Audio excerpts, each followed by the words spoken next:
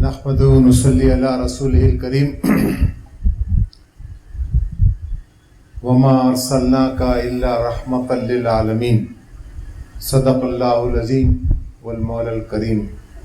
Stage پر تشریف فرما ذمہ داران، معززین، محترم بزرگوں، نوجوان دوستوں اور عیسائیوں کے بہت پیارے بیٹوں، آج آپ کی اس نشست میں شرکت کی ہمیشہ ہی خوشی ہوتی ہے جب بھی میں آپ حضرات کے درمیان رہتا ہوں۔ آج بے ساختہ دعائیں بھی آپ کے لیے دل سے نکل رہی تھیں۔ اتنا سنجیدہ پروقار ایک پروگرام آپ نے ارینج کیا، اللہ تعالیٰ اسے شرف قبولیت بخشے اور اسے سرمایہ آخرت بنائے۔ اللہ کے رسول صلی اللہ علیہ وسلم کی زندگی مبارک کے مختلف گوشوں کو آپ نے بہت سکون کے ساتھ سماعت فرمایا۔ ہمارے ساتھیوں نے بڑی اچھی تیاری کے بعد اپنی باتیں پیش فرمائیں۔ میں اکثر سوچتا ہوں کہ رسول اللہ صلی اللہ علیہ وسلم کی زندگی مبارک کا کوئی گوشہ ایسا نہیں ہے جو ہمارے لیے بہت نیا ہو، لیکن ہم بار بار سنتے ہیں اس کو اور اس سے اتنا ہی متاثر ہوتے ہیں جتنا پہلی بار متاثر ہوئے تھے۔ یہ بڑا کمال ہے سیرت صلی اللہ علیہ وسلم کا۔ اللہ کے رسول صلی اللہ علیہ وسلم کی سیرت پاک پر بہت مختصر سی کچھ باتیں میں آپ سے عرض کروں گا۔ اللہ کے رسول صلی اللہ علیہ وسلم دنیا میں تشریف لائے اور آپ نے دنیا کو تین چیزیں عطا فرمائیں۔ ایک تو قرآن مجید، دوسرے اپنی سنت، اپنا طریقہ، اور تیسرے بدلے ہوئے انسان جن کو بدل دیا۔ آج دونوں چیزیں موجود ہیں، قرآن مجید موجود ہے اور اللہ کے رسول صلی اللہ علیہ وسلم کی سیرت پاک بھی موجود ہے۔ اور جب بھی میں اس موضوع پر کچھ کہتا ہوں تو میں آگے بڑھ ہی نہیں پاتا ہوں۔ ایک سائیکولوجیکل لاک ہے میرے لیے، وہ یہ کہ اللہ کے رسول صلی اللہ علیہ وسلم کی زندگی مبارک کو محفوظ رکھنے کے لیے 6.5 لاکھ انسانوں کی زندگیوں کو محفوظ کیا گیا۔ دنیا میں کسی شخص کی زندگی کو اتنے آتھینٹک اور مستند انداز میں محفوظ نہیں کیا گیا جیسے ہمارے آقا صلی اللہ علیہ وسلم کی زندگی مبارک کو محفوظ کیا گیا۔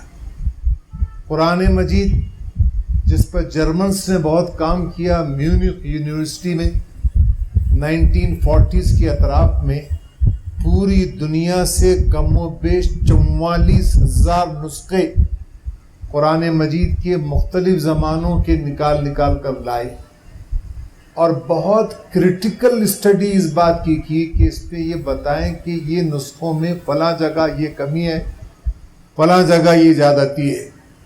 سال کی ریسرچ کے بعد یہ بات بتائی انہوں نے کہ صاحب ہم کوئی بھی چیز نہیں پا سکے، دنیا کا کوئی نسخہ، کسی بھی زمانے کا نسخہ اٹھا کر ہم نے دیکھا، اس کو اور اس نسخے کو جو آج قرآن مجید کا ہمارے پاس محفوظ ہے، اس میں شوشے کا بھی فرق نہیں۔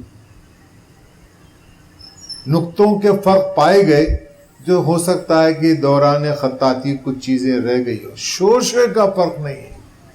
تو بھائیوں، کہنا صرف ایک ہی بات ہے، یہ دونوں چیزیں محفوظ ہیں۔ جس کی آج بڑی ضرورت ہے وہ بدلے ہوئے انسانوں کی۔ ہم اپنے آپ کو بدل لینے کا عزم کریں، ہم انسانیت کی سب سے بڑی خدمت کے اہل ہو جائیں اور انسانیت کا ایک نیا دور شروع ہوگا اگر ہم اپنے طور پر یہ طے کر لیں کہ ہم وہ بدلے ہوئے انسان بنیں گے جسے اللہ کے رسول صلی اللہ علیہ وسلم نے بنایا تھا۔ اور یہ بہت آسان ہے۔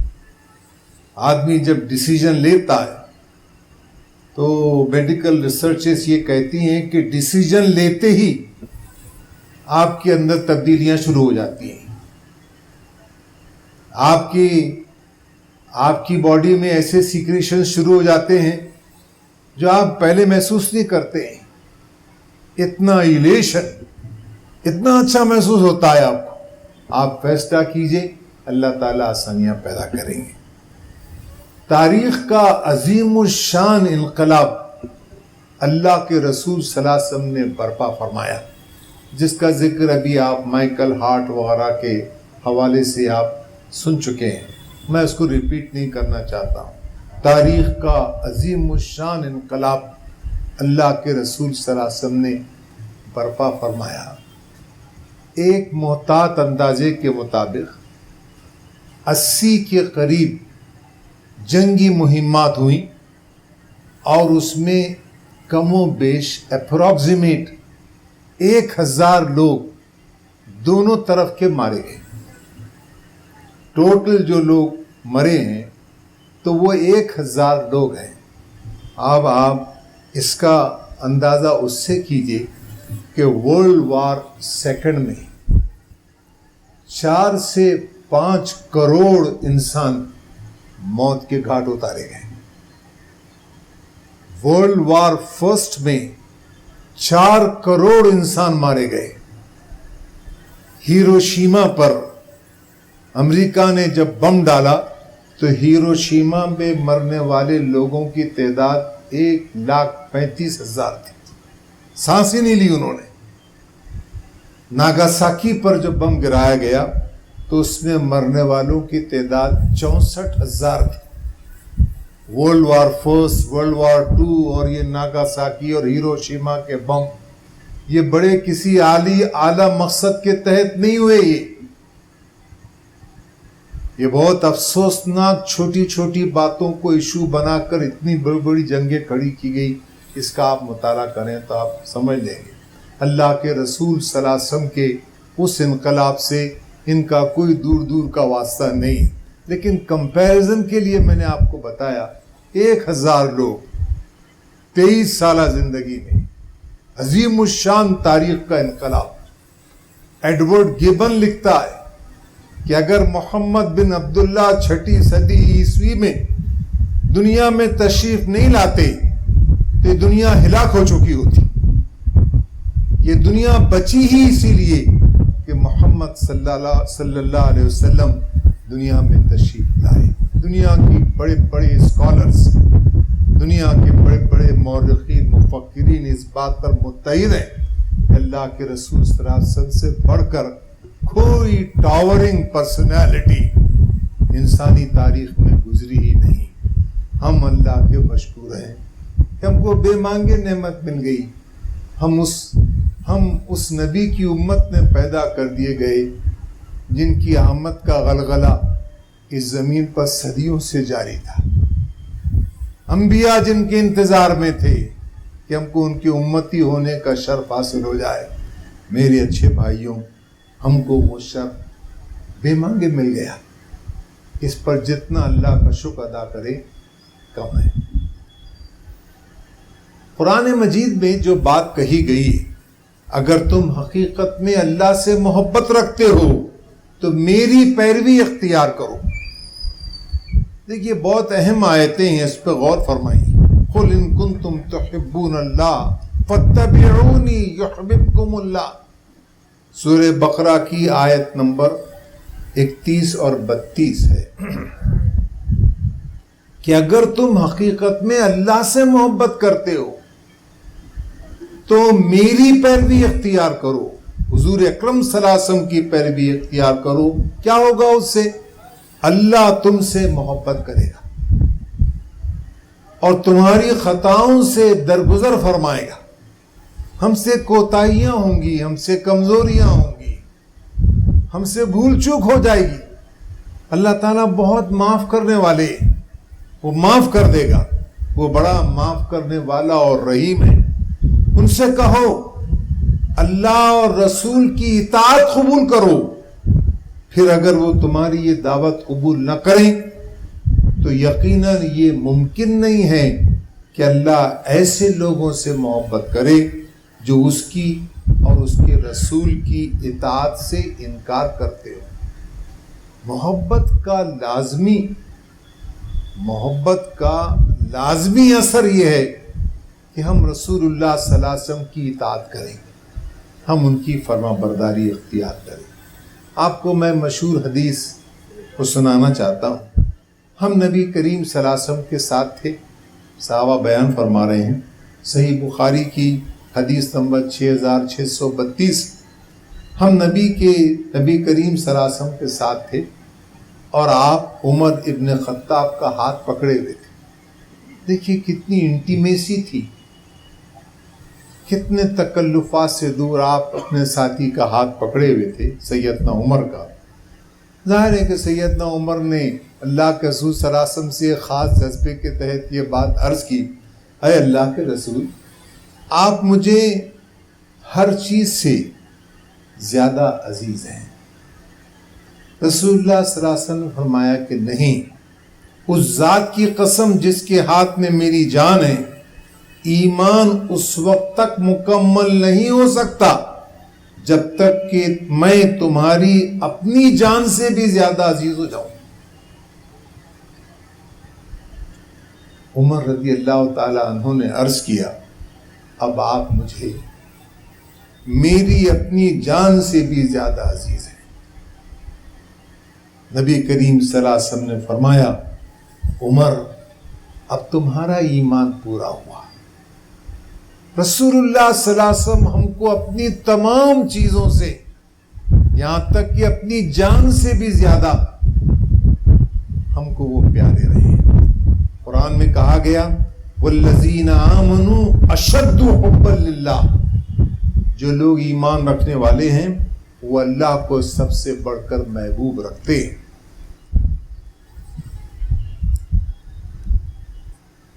اللہ اور اس کے رسول سے بے پناہ محبت، یہ ایمان کا تقاضا ہے، یہ بات بہت صاف ہے۔ محبت کا اس سے بہت فرحت بخش احساس ہوتا ہے۔ اچھا، اس کے لیے بھی میں اکثر کہتا ہوں اپنے آپ سے، اپنے ساتھیوں سے، اس کے لیے بھی اللہ ہی سے دعا مانگنا چاہیے کہ اے اللہ، تو مجھ کو اپنی محبت اور اپنے رسول صلی اللہ علیہ وسلم کی بے انتہا محبت سے، تیری بھی بے انتہا محبت، تیرے رسول سے بے انتہا محبت، اس نعمت سے تو سرفراز فرما۔ یہ دعا بھی ہم اللہ ہی سے مانگیں، اس میں زیادہ تذلل ہے، اس میں زیادہ ایک بندے کی ذلت ہے اللہ کے حضور، میں مجبور ہوں، تو مجھ کو اپنی اس نعمت سے نواز۔ تو اس سے بڑا فرحت بخش احساس ہوتا ہے۔ جیسی اللہ کے رسول صلی اللہ علیہ وسلم کی محبت، اللہ کی محبت دل میں آ کر شعوری طور پر بیٹھ جائے تو ایک فرحت بخش احساس ہوتا ہے۔ تمام زندگی ایک دل میں سوز اور رقت کے تحت زندگی گزرتی، دل میں قساوت نہیں پیدا ہوتی، دل میں سختی نہیں پیدا ہوتی، دل میں نرمی اور رقت کی کیفیت ہوتی، بہت اچھا معلوم ہوتا ہے۔ وہ مزے ایسے ہیں جو دنیا کی کسی بھی بڑی سے بڑی دولت سے اس کا آپ مقابلہ نہیں کر سکتے۔ متحرک رکھتا ہے جذبہ، محبت کرنے والے کو متحرک رکھتا ہے، اور ایسا ایک موسم دو موسم کے لیے نہیں، زندگی بھر دوڑائے رکھتا ہے۔ بہت اونچے لیول پر، بہت ہائیسٹ کوالٹی پر آدمی آپریٹ کرنا شروع کر دیتا ہے۔ ہر کام اللہ کی خوشنودی کے لیے، ہر کام اللہ کو خوش کرنے کے لیے، وہ دکھاوے سے، کسی اور قسم کی غلط فہمی کے لاحق ہونے سے بچ جاتا ہے، بہت اونچے مقام سے حرکت کرتا ہے، اور زندگی بھر وہ یہ کام، یہ محبت اس سے کام کرواتی رہتی ہے۔ میں تھوڑا سا اس کی وضاحت میں آپ سے بات کر رہا ہوں۔ دیکھیے، بہت مشہور واقعہ ہے کہ نور الدین زنگی کو رسول اللہ صلی اللہ علیہ وسلم کی خواب میں زیارت نصیب ہوئی، ٹھیک؟ کہ دیکھو ہماری قبر کے پاس بہت قریب یہ لوگ پہنچ رہے ہیں اور ان کو روکو. اور ڈر گیا ہو. 3 دن یہی خواب نظر آیا, اس کے وزیر کو بھی یہ خواب نظر آیا, تو بالکل یقین ہو گیا کہ اس میں کوئی نہ کوئی بہت بڑا ایشو ہے. تو میں صرف یہ بات آپ کو واقعہ نہیں سناؤں گا تفصیل سے, معلوم ہے سب. میں جس کو بہت مزے لے لے کر پڑھتا ہوں وہ یہ کہ بتاتے ہیں کہ نور الدین زنگی دمشق سے چلتا ہوا مدینہ بغیر رکے پہنچا اور راستہ بھر روتا ہوا گیا. کیا میرے آقا غلام حاضر خدمت ہو. تو اللہ کے رسول صلی اللہ علیہ وسلم سے جو لوگوں کو بے انتہا محبت تھی, وہ ایسا دل میں ایک رقت اور ایک سوز پیدا کر دیتی ہے وہ چیز جو میں آپ سے کہہ رہا تھا. جو ظاہر ہے کہ میں اور آپ سب اس کے مزے لے سکتے ہیں. شیخ مصطفیٰ السبائی یہ شام کے اخوان کے رہنما تھے. جس وقت اخوان اسرائیل سے لوہا لینے کے لیے میدان میں اترے تھے تو مختلف عرب ریاستوں سے عربوں کے قافلے پہنچ رہے تھے. تو شیخ مصطفیٰ سبائی بھی ایک بڑے قافلے کے ساتھ شام سے نکلے, اور جب پہنچے وہ میدان جنگ میں تو لوگوں نے کہا آپ بہت بڑے بہت قیمتی آدمی ہیں ہمارے لیے, آپ پچھلی صفوں میں رہیے, آپ پچھلی صفوں میں رہیے, سامنے کی پہلی صفوں میں نہ رہیے. شیخ مصطفیٰ سبائی نے کہا قسم اللہ کی میں دمشق سے چلتا ہوا اور یہ دعائیں مانگتا ہوا آ رہا ہوں کہ میں پہلی صف میں رہوں گا اور جام شہادت نوش کروں گا. میں آپ سے یہ عرض کرنا چاہ رہا ہوں کہ محبت اتنی غیر معمولی قسم کی شخصیات کو, پرسنالٹیز کو ڈیولپ کرتی ہے. یہ کسی خاص دور کے لیے, خاص انسانوں کے لیے نہیں ہے. اس کی سب سے اچھی بات یہ ہے کہ میں اور آپ بھی اسی جذبے سے سرشار ہو سکتے ہیں. آئیے اللہ سے دعا مانگیے اور اس محبت کے پیش نظر کام میں لگ جائیے. ہر قسم کی قربانی کے لیے محبت تیار کرتی ہے, چاہے جسمانی ہو, مالی ہو, وقت کی ہو, صلاحیتوں کی ہو. اب یہ وقت نہیں ہے, موقع نہیں ہے کہ میں آپ کو واقعات سناؤں, آپ کو سب واقعات معلوم ہیں. میں تو بس صرف ایک ہنٹس دے رہا ہوں کہ یہ محبت جو ہے نا مجھ کو اور آپ کو نچلا نہیں بیٹھنے دے گی, یہ بجھنے نہیں دے گی. یہ محبت بجھنے نہیں دیتی ہے ایک شخصیت کو. یہ محبت ہر دم دوڑائے رکھتی ہے, ہر دم دوڑائے رکھتی ہے. اب بس حکم ملنے کی دیر ہوتی ہے, حکم ملنے کی دیر ہوتی ہے اور بغیر چوہوں چرا کے لوگ حرکت میں آ جاتے ہیں. کئی واقعات ہیں جو آپ کے ذہن میں روشنیوں کے جھماکوں کی طرح آ گئے ہوں گے. میں آپ کو اس اور غور کرتے رہیے. میں آپ کو علامہ اقبال کا 2 شعر سنانا چاہتا ہوں جو میں میرے ناقص مطالعے میں اللہ کے رسول صلی اللہ علیہ وسلم کی بہترین نعتیہ اشعار میں ان کو قرار دیتا ہوں. علامہ اقبال کہتے ہیں تو غنی از ہر 2 عالم من فقیر. اے اللہ تو دونوں جہاں سے بے نیاز ہے اور میں ایک فقیر ہوں.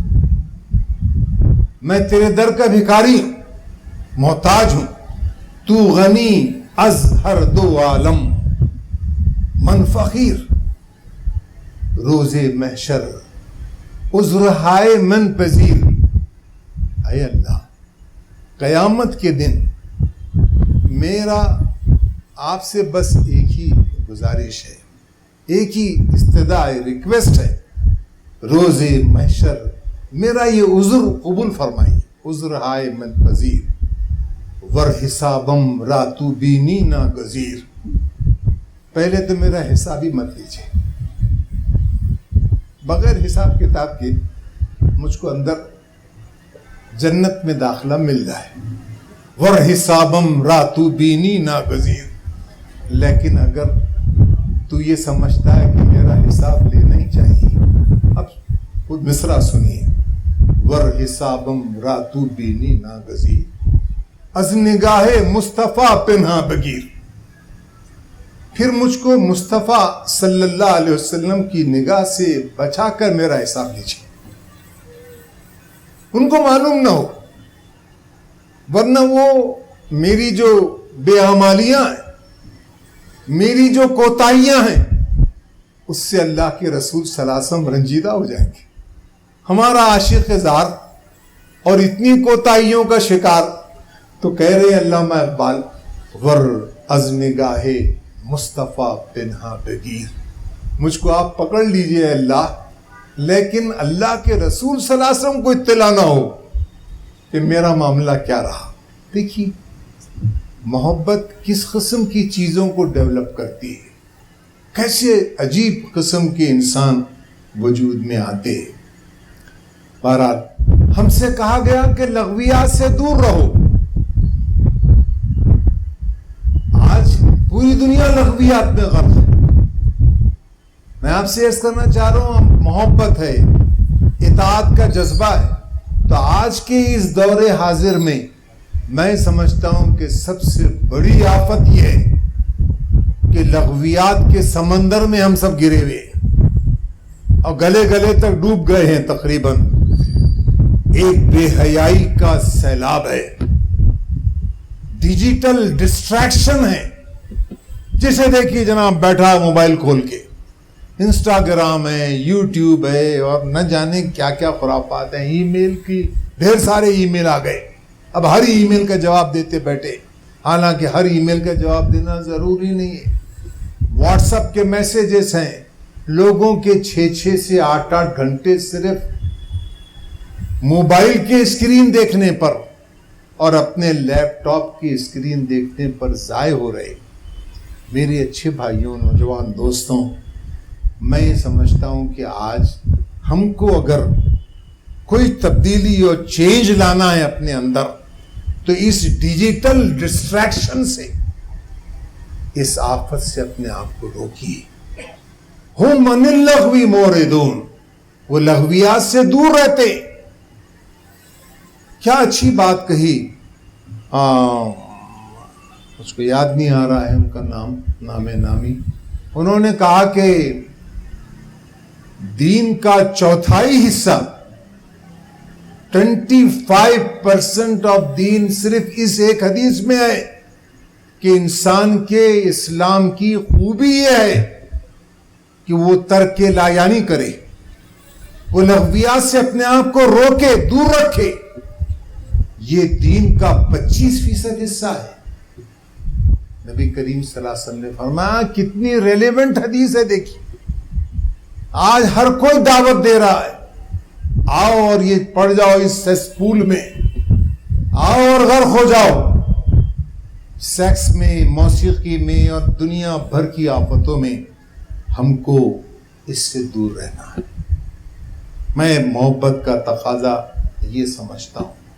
والدین، عزیز و اقارب، پڑوسی، ہر ایک سے محبت ہے، ہر ایک سے محبت ہے، اور مستقل یہ محبت کرتے ہوئے ایک مقصد واحد کی طرف حرکت ہے. اب آپ دیکھیے کہ یہ جو بات ہے ہر ایک سے محبت. علامہ اقبال جب چھوٹے تھے، بالکل نوخیز تھے، تو ایک فقیر ان کے در پر آیا اور کسی صورت سے جانے کا نام نہیں لے رہا تھا. ایک سانس ضد کر رہا تھا کہ مجھ کو کچھ دو. علامہ کو غصہ آیا اور انہوں نے ایک تھپڑ رسید کیا اس کو، اور اس کے ساتھ میں جو کچھ بھی تھا اس کی جھولی میں سب نیچے گر گیا. علامہ اقبال کے والد وہیں کھڑے ہوئے تھے.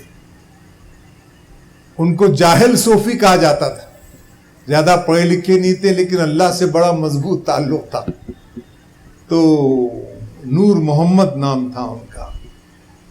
تو زاروں قطار رونے لگے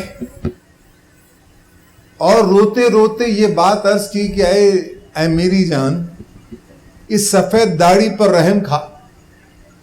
کل قیامت کے دن جب اللہ کے رسول صلی اللہ علیہ وسلم کے اطراف میں لوگ کھڑے ہوں گے تو رسول اللہ صلی اللہ علیہ وسلم مجھ سے پوچھیں گے کہ ہم نے تیری تربیت میں ایک نوجوان کو دیا تھا, تو نے کتنا شقی القلب بنایا اس کو. میں کل کیا جواب دوں گا؟ علامہ کہتے ہیں کہ والد کیا اس جملے نے مجھ پر ایسا اثر ڈالا کہ کئی کتابوں پر اور کئی لیکچرز پر صرف یہ ایک جملہ بھاری تھا. ہر ایک کے ساتھ محبت, ہر ایک کے ساتھ اچھی سی سمجھ لیجئے اس کا احساس. دوسری چیز جو میں محبت کا, اطاعت کا لازمی تقاضا سمجھتا ہوں, تحریک اسلامی سے وابستگی. آج ہم بہت لکی کہ ہم ایک ایسے دور میں پیدا ہوئے جبکہ ملک عزیز میں تحریک اسلامی کام کر رہی. آئیے اس تحریک میں پورے شعور کے ساتھ داخل ہو جائیے, اس کے تقاضوں کو دوڑ دوڑ کر پورا کیجیے, اپنی کوتاہیوں کو مان لیجیے, اللہ سے معافی مانگیے اور آگے بڑھیے. یہ سب سے اہم ڈیسیجن ہے. میں اکثر اس بات کو جب بھی کہتا ہوں تو یہ ضرور کہتا ہوں, کل قیامت کے دن جب پوچھ ہوگی کہ بتاؤ جب تم ہندوستان میں تھے, بھارت میں تھے, تو تم تحریک اسلامی کے تئیں تمہارا کیا ریئیکشن تھا؟ ہم چاہے ہکلا ہکلا کر یہ کہیں اور یہ عرض کریں کہ بار الہ, میں بھی اس قافلے حق میں شامل تھا اور میں بھی اپنی سی پوری کوشش میں لگا ہوا تھا کہ ملک عزیز میں دین کو غالب کیا جائے, یہاں اللہ کے دین کو نافذ کیا جائے, یہاں اللہ کے بندوں تک اللہ کے پیغام کو پہنچانے کے لیے نافذ کیا جائے اس دین کو. تو میرے اچھے ساتھیوں, ہم کو اس موقع کو غنیمت جاننا ہے. ہر دم یہ خیال رہے کہ میں اسلام کا ریپرزنٹیٹیو ہوں.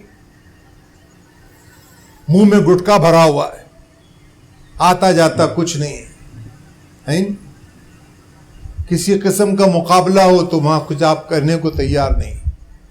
دور حاضر کے جدید علوم سے بے نیاز کچھ نہیں آتا, کاپیاں کر کر کے پاس ہو رہے ہیں.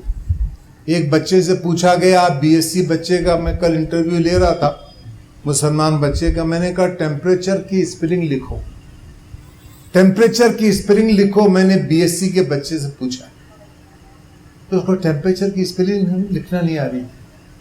پھر میں نے کہا بابا تم کو اتنا بھی نہیں آتا؟ انہوں نے کہا صاحب اصل میں کووڈ کی وجہ سے میں ایسا ہو گیا. یہ اگر ریپرزنٹیشن ہوگا اس ملک میں آپ کا, تو آپ کس منہ سے لوگوں سے کہیں گے کہ آؤ اسلام کی طرف, اسلام ایسے لوگ تیار کرتا ہے. ہمارے نوجوان اس کا فیصلہ کریں کہ صاحب ہم ان چیزوں پر بہت سختی کے ساتھ عمل پیرا ہوں گے اور ہم کمپیٹنٹ بنیں گے. ٹھیک ہے, چونکہ چٹھی دے چکے ہیں ہمارے بہت ہی اچھے, تو ہم حوض کوثر پر ان سے ملاقات کریں گے. کیا فرحت بخش احساس رہتا, حوض کوثر پر ان سے ملاقات ہوگی, وہ دیکھ کے خوش ہو جائیں, وہ ہمارے پرفارمنس کو دیکھ کر خوش ہو جائیں, یہاں کے شاباش تم نے بہت اچھا کام کیا. تو اس پر تو بہت ساری باتیں تھیں جو عرض کرنی تھی. دور حاضر کا فتنہ, احانت رسول صلی اللہ علیہ وسلم, اس پر میں آپ سے صرف ایک ہی بات کہنا چاہتا ہوں. حکومتی پیمانے پر جو سزا ہے ہم اس کا انتظار کریں. ہمارے جو بڑے ہیں, ہمارے جو ذمہ دار ہیں, وہ ہم سے جس چیز کا مطالبہ کریں ہم اس کے مطابق حرکت میں آئیں گے. وہ جو کہیں گے کریں گے.